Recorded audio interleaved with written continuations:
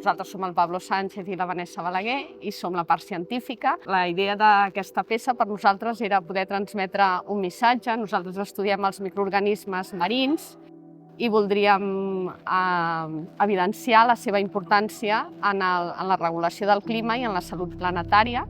La idea era fer servir dades de genòmica del plàncton bacterià de l'oceà i, a part d'això, també dades contextuals, és a dir, dades ambientals, de temperatura, salinitat. I llavors nosaltres el que tenim són mostres de l'oceà global des de la superfície fins a 4.000 metres de profunditat.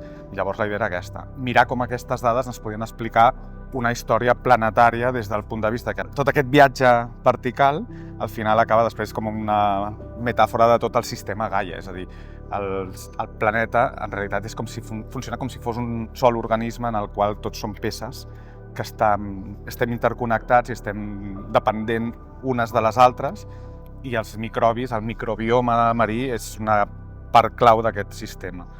Nosaltres som Xuc Studio.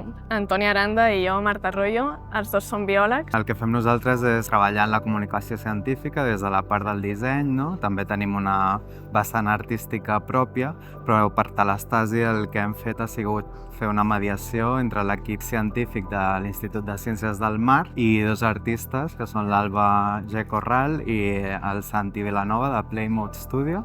Com que coneixem tant la part de recerca científica, el tipus de dades i coneixement, i també hem fet producció artística per diferents festivals, entenem totes les parts d'aquest procés i podíem servir com d'intermediaris entre aquest coneixement tan complex i difícil i dimensionar-ho a una escala de producció artística per un festival en concret.